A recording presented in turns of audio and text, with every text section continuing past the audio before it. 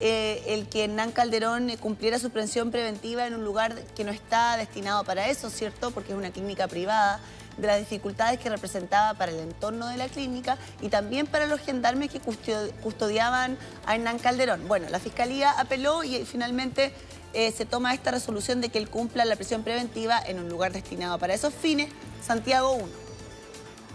Así es, efectivamente el motivo del recurso del Ministerio Público tenía dos aspectos fundamentales. Uno era efectivamente el que tú mencionas, que se asocia al lugar de cumplimiento y que en definitiva la Fiscalía perseguía que fuera en un recinto penitenciario, como en todas las ocasiones, y que en definitiva se revocara en lo que mencionó el juzgado de garantía en torno a que se cumpliera la medida cautelar de prisión preventiva en esta clínica psiquiátrica El Cedro. Claro. Ese era un aspecto, pidiendo que se modificara la forma de ejecución de la medida, ¿ya?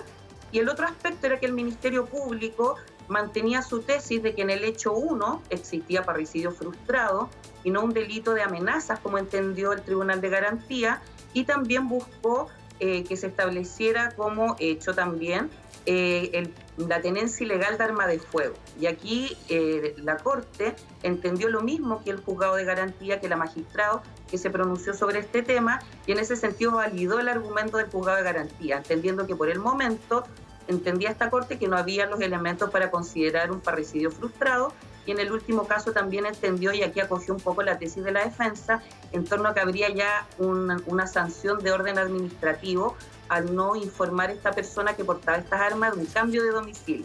Entonces, claro, en ese aspecto no le fue bien al Ministerio Público, pero en lo medular y lo más importante, que era su petición de modificar el lugar de cumplimiento, fue acogido por la Corte. Y en ese sentido, se rechazó en esta misma resolución la petición de la defensa, que era modificar esta medida cautelar de prisión preventiva por un arresto domiciliario total, y este se fuera a llevar efecto en la misma institución del CER. Eso fue rechazado de plano también por la Corte. Sumar a la conversación, Daniel, está justo abajo de nosotros. Daniel, 7 días, que era lo que se había dado, ¿alcanza para estabilizar a una persona como era el objetivo que se quería hacer y que fue bastante polémico?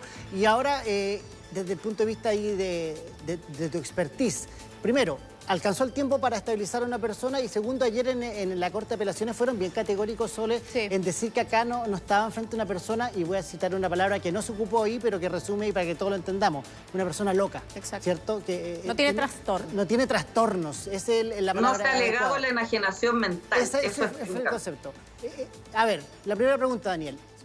¿Bastan 7 días para estabilizar a una persona o se trató más bien de una maniobra ahí desde el punto de vista judicial para ganar tiempo? Tienes que activar el micrófono. ¿Ahí? Ahí te escuchamos. Sí. Ay, sí, ¿cómo están? Disculpen, pero bienvenido. esta tecnología es un poquito nueva para mí. Mira, lo que pasa es que las personas en general tienden a mantener un cierto estado de equilibrio emocional, personal, existencial. Todos nosotros vivimos en una suerte de equilibrio. Y dadas ciertas características que nos puedan ocurrir, ciertos eventos en la vida que nos pasen, algún accidente, alguna dificultad, alguna pena, hay ciertas emociones que se sobreponen sobre otras. Cuando estamos en estados de mucha tristeza, en estados de mucha euforia, en estados en que alguna emoción es más presente que las otras, lo que necesitamos de alguna otra manera es volver a restablecer el equilibrio personal. Y efectivamente, cuando estamos en un centro de salud, sea cual fuere, la tarea es volver a establecer ese estado de equilibrio emocional y personal. Pero no basta probablemente con decir una semana, 4 días, 6 meses, porque las características dependen tanto del hecho como de la persona, de la historia de vida, de la estructura personal, etcétera, etcétera, etcétera.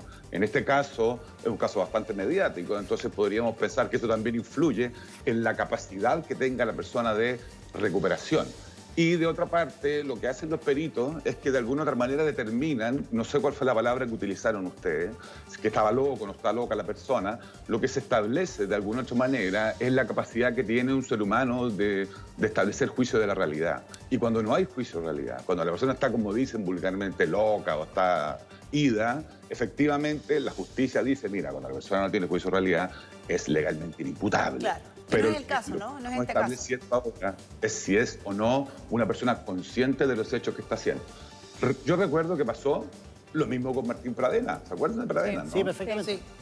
A mí me parece que la discusión debiese ser más bien porque la justicia opta porque una persona que es imputada de un delito la pase en una clínica privada. Exacto. Me Eso es parece lo que que se ha por ahí planteado. O sea, ese eso fue el digo- argumento del Ministerio Público en el alegato también. Exacto. Por eso recuerden que Pradena pasó los primeros días de prisión preventiva en su casa. Pues. Exacto. Y finalmente fue Ambos casos llevado a la fueron cárcel. revertidos por la Corte de Apelaciones. Acá. Claro, entonces, O sea, solo Lo que hacer una quiero- precisión. En el caso de Martín Pradena, el juzgado de garantía decretó la medida cautelar de arresto domiciliario, Y no de eso se prisión apeló y la Corte lo revocó Exacto. y decretó prisión preventiva. Exacto, exacto. Sí. claro, pero si se dan cuenta, más allá del delito o más allá de la persona, hay una cuestión del sistema judicial, que es el que está optando por un camino o por otro, y eso genera, de alguna otra manera, mayores complicaciones en términos de cómo vemos a las personas y los delitos por los cuales son imputados. Perfecto. Sí. Vamos con Benito Saravia, ¿les parece, de Gendarmería, para conocer más antecedentes respecto de cómo Gendarmería, ¿no?, va a poder custodiar también, ya dentro del penal Santiago 1, a Hernán Calderón? Y pregunto esto porque yo me hago cargo de mis palabras. Hace algunas semanas dije que esto le había creado un problema, en definitiva, a Gendarmería. Ahora lo que nosotros podíamos ver, ¿no?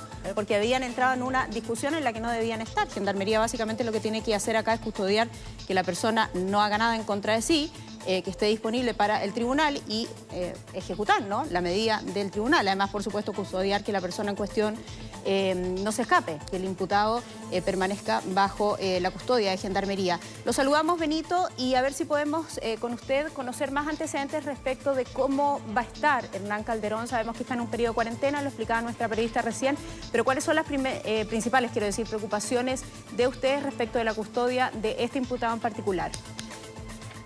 Buenos días, Soledad. Buenos Buenos días a días. los panelistas. Buenos tal? días. Buenos días. Efectivamente, este imputado ingresó a Santiago 1, se encuentra en el área de salud ambulatoria de este recinto concesionado. Espacio físico que Uy, lo perdimos. ¿Perdimos ahí? compartir. Ahí Ahora Ahí sí. sí. Nos contaba Sí. del espacio físico. En un espacio físico que va a tener que compartir con alrededor de 14 internos más. Él está con una custodia directa en un sector de enfermería aislado, sin grilleta sin grilleta en sus pies o en sus manos. Ajá. En este caso hay que precisar que bueno, los funcionarios de Gendarmería son profesionales y conocen la realidad y la dinámica de cada imputado que ingresa a los recintos penales. Nosotros tenemos que tener la capacidad de saber qué imputado es, ¿Y en conoce los códigos carcelarios, y en este caso, conoce la Benito? jerga de la población penal y en este caso desde ahí tener la capacidad de poder ubicarlo en un lugar donde esté segura su integridad Claro. física dentro de los recintos. En Benito, este caso, y esa, Benito, claro, en esa evaluación, ¿qué es lo que han podido sacar en limpio? Porque hay algunos imputados que ingresan a Santiago 1, pero que ya tienen, por ejemplo, otras condenas previas o que han tenido en sus antecedentes o en su hoja de vida otros delitos, etcétera. No es el caso este, no sé qué habrán podido apreciar ustedes y dónde están los flancos de las preocupaciones. Bueno, la segregación de la población penal que se debe realizar dentro de estos recintos obedece a la reincidencia, si son primerizos, por el tipo de delito, si son delitos de connotación pública, y desde ahí se tienen que aplicar todas las medidas de seguridad para salvaguardar la integridad física de cada imputado que ingresa a los recintos penales. Benito, para ustedes, ¿por qué es importante que un imputado por un delito tan grave como esto cumpla su prisión preventiva en un centro destinado para esto y no en una clínica privada como lo habíamos visto que había sucedido anteriormente en este caso? Bueno, el cumplimiento de prisión preventiva en clínicas privadas es poco usual. Se había dado en otras ocasiones, pero por lo general ingresan a prisión preventiva y después, previo informes psiquiátricos, son derivados a este tipo de clínicas. Es importante siempre para nosotros como funcionarios de Gendarmería de que los imputados que estén con prisión preventiva cumplan esta medida en los recintos que están destinados para ellos, por todo lo que significa las medidas de seguridad, por los perímetros internos y externos que tienen las cárceles, por la cantidad de custodias que nosotros disponemos para eso, porque al no ser así, también se nos genera una merma en el recurso humano. Sí, y si obvio. este tipo de servicio en clínicas externas se hace reiterativo, también se nos va a crear un problema en el futuro de que no vamos a contar con todo el recurso humano, no vamos a tener 9 gendarmes para una custodia cada vez que cada vez que ingresen imputados en estas clínicas particulares. Lo dijimos acá. Por ahí nace la clínica nuestra. Benito, ustedes también leíamos y recogíamos en la prensa, lo revisamos hace un ratito atrás en un titular, que ustedes tenían cierto grado de preocupación o de alerta, es la palabra adecuada, con respecto al manejo de armas del imputado. Estamos hablando de una persona que practica tiro profesionalmente, que tenía 4 armas inscritas en su casa, y que fue una de las razones del por qué de los 3 gendarmes que lo cuidaban en la clínica, por ejemplo, quien estaba en el interior de la pieza no estaba con armamento de fuego. Hay una preocupación especial en ese sentido, eso uno, y dos, se trata de una persona pública. Los que están detenidos ahí en ese lugar a espera de su condena lo saben. ¿Cómo se recibe una persona con figuración pública en un recinto como Santiago I, por ejemplo? Bueno, lo primero, no es el primer imputado que ingresa al sistema que maneja armas, ¿ya? O sea, Gendarmería y los funcionarios de Gendarmería tienen experiencia en custodiar a personas que saben de manejo de armamento. La situación particular de este imputado, la preocupación no pasaba tanto por el conocimiento de armas que él tenía, sino que se vio el ambiente un poco entorpecido también por la actitud que tuvo su defensa, en que hubieron algunas situaciones que se generaron en el momento que ellos estaban custodiando al imputado de la clínica psiquiátrica, que fue generando un ambiente hostil que no permitió realizar un servicio como corresponde. Entre medio hubieron denuncias cruzadas de parte de por tratos funcionarios inhumanos, que fue agredido por el abogado. Y denuncia a también, sus funcionarios por tratos inhumanos también, por parte de su madre, ¿cierto? De la defensa. Claro, pero por eso hubieron denuncias cruzadas y que de una forma nuestro personal también desmiente. Respecto de la segunda consulta que usted señalaba, perdón, se me fue la idea. Sí, con respecto a qué pasa con recibido? Personas que tienen, entre comillas, figuración pública. son conocidas, pues son, entre comillas, famosos, ¿cierto? Que vienen con un cartel. ¿Cómo se los recibe ahí en la cárcel? ¿Hay antipatía? ¿Hay un trato especial? No sé si usted nos puede contar un poco de ese mundo que nosotros desconocemos. Claro, lo que pasa es que en el ambiente delictual este tipo de personas no son conocidas, no son criadas en poblaciones donde generalmente se cometen este tipo de delitos. No vienen de los sistemas de menores conociéndose por delitos de asalto cuando eran ya juveniles. Son nuevos en el sistema. Y obviamente que la recepción que se hace no es muy coloquial y por lo mismo el personal de Gendarmería tiene... ¿Es hostil? ¿Es hostil el recibimiento? Sí, nosotros tenemos que garantizar a este tipo de imputados su seguridad física. Lo mismo ocurre también con uniformados que ingresan a los recintos penitenciarios cuando cometen delitos o los casos como de connotación pública, como el señor Pradena, que está recluido en una prisión del sur. Pero en este caso es más por su connotación pública que por el delito que ha cometido, porque hemos escuchado varias veces que hay ciertos delitos, como los delitos en contra de las mujeres o los delitos de violación, en que se les recibe de una manera muy hostil por parte de los otros imputados, incluso después cuando empiezan a cumplir su condena por parte de los otros condenados, ¿cierto? Pero en el caso particular de este delito de parricidio, ¿también hay un recibimiento, parricidio frustrado en este caso, un recibimiento hostil o tiene más que ver con la connotación pública? Sí, es que hay un conjunto de factores ahí. Lo que pasa es que los códigos carcelarios que mantiene la población penal se validan quienes están insertos en el AMPA, ¿ya? Quienes son delincuentes habituales y que por lo general son conocidos dentro del medio.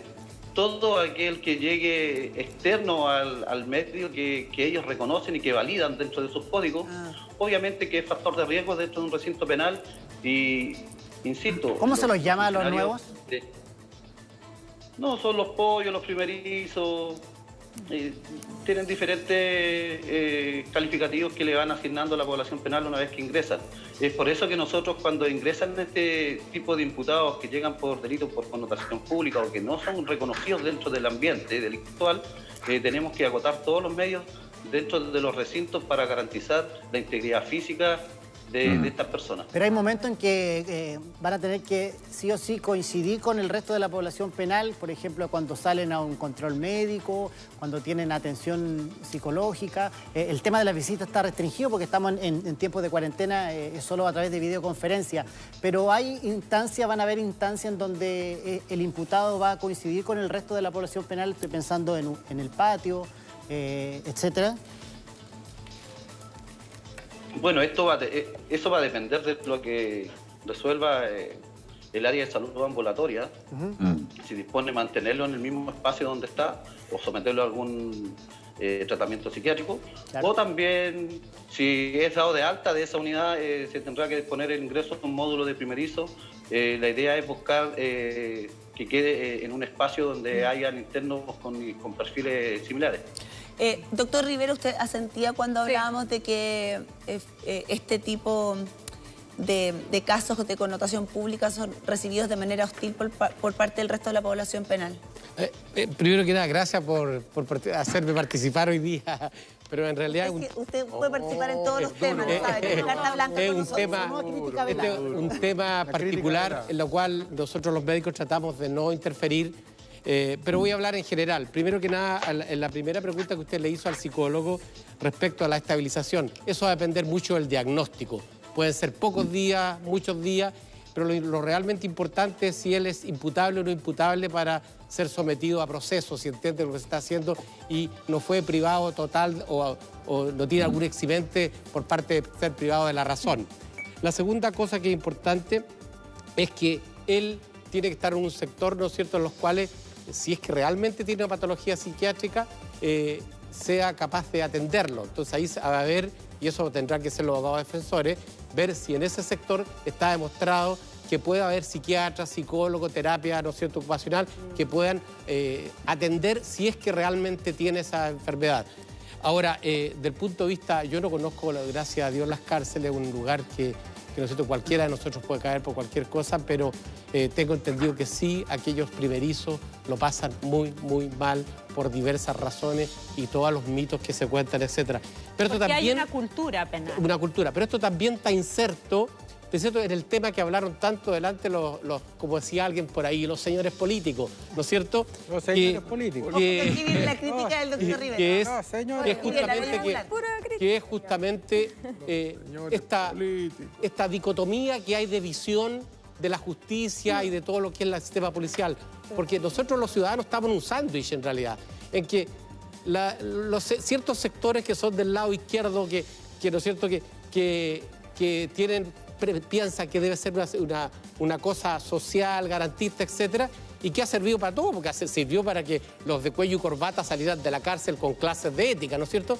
Y por otro lado, la gente de derecha quiere un Estado policial que no sirve para nada. En Estados Unidos y Chile son los países que en el mundo tienen más presos encerrados en la cárcel y prácticamente no ha servido para nada, ¿no es cierto? Y en Estados Unidos están principalmente latinos y negros y no la gente blanca. Por lo tanto, aquí hay que hacer un mix y ojalá nos colocáramos de acuerdo, un punto medio. Y eso es lo que quiere la gente, como la señora que hablaba ahí delante, ¿no es cierto? Que lo que quiere es que los políticos se coloquen de acuerdo y saquen leyes adecuadas, no leyes con nombre que se hagan a la carrera, con un nombre por una cosa emotiva, pero que también haya un reglamento y que la policía sea capaz de actuar, que no haya sectores que hay un Estado fallido. Y cuando uno habla de un Estado fallido, no es que hable que la policía no pueda entrar, sino que no haya atención de la gente necesitada, que haya atención para que no haya drogas, para que no haya pobreza, no haya todo eso, porque también eso es la siembra, el lugar donde se siembra la delincuencia. Es verdad. Oiga, yo no quiero...